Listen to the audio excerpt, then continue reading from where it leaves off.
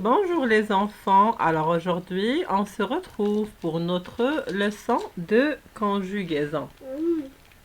La dernière fois, nous avons vu ensemble les verbes lire, dire et écrire qui sont des verbes du troisième groupe.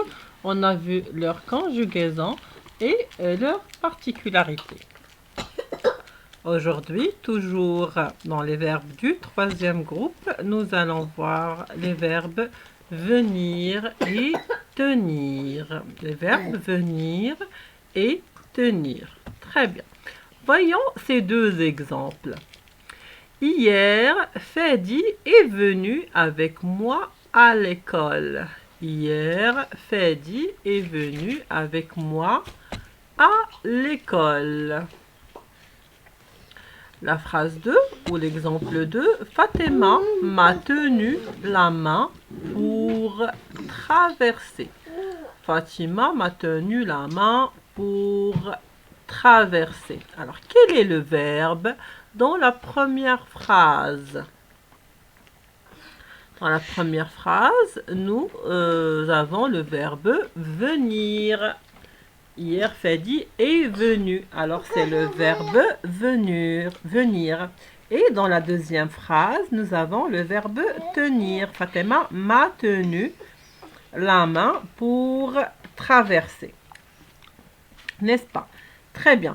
Alors, maintenant, à quel temps sont conjugués ces verbes, le verbe tenir et le verbe venir dans les exemples? À quel temps ils sont conjugués?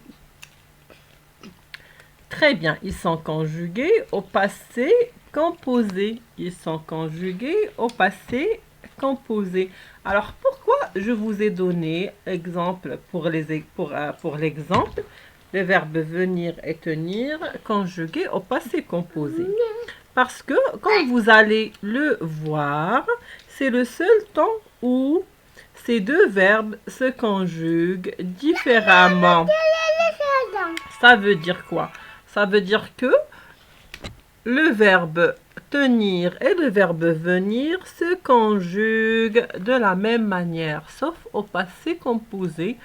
Le verbe tenir se conjugue avec l'auxiliaire avoir et le verbe tenir se conjugue avec l'auxiliaire être. C'est la seule différence. Sinon, ils se conjuguent de la même manière. Pas que cela. D'accord? À part le passé composé, bien sûr, on va le mettre de côté. Il n'y a pas que ces deux verbes qui se conjuguent de la même manière, mais tous les verbes qui se composent de ces deux verbes. Du verbe tenir, on peut avoir s'abstenir, appartenir, contenir, obtenir, retenir et d'autres verbes. Tous ces verbes se conjuguent comme le verbe tenir et pareil pour le verbe venir. Venir, convenir, devenir, intervenir, parvenir. Tous ces verbes-là se conjuguent de la même manière. Qu'est-ce que ça veut dire? Ça veut dire que si jamais, aujourd'hui, on va voir un seul verbe, c'est comme si on les a tous vus. On va étudier la conjugaison du verbe tenir et si vous apprenez à le conjuguer, c'est comme si vous avez appris à conjuguer tous les autres verbes. Comment cela? Par exemple, au présent, on dit « je tiens », tu tiens, il tient, nous tenons, vous tenez, ils tiennent. Ben, si on prend n'importe quel verbe que on vient de citer, par exemple le verbe devenir, on va le conjuguer de la même manière. Je deviens, tu deviens, il devient, nous devenons, vous devenez, ils deviennent. C'est pareil, d'accord? On a dit sauf au passé composé où le verbe tenir se conjugue avec l'auxiliaire avoir et le verbe tenir se conjugue avec l'auxiliaire être. Parfait, et bien c'est tout pour notre leçon d'aujourd'hui. Je vous remercie de votre attention et je vous dis à très bientôt les amis. Bye bye et je vous donnerai bien sûr l'exercice à faire tout de suite.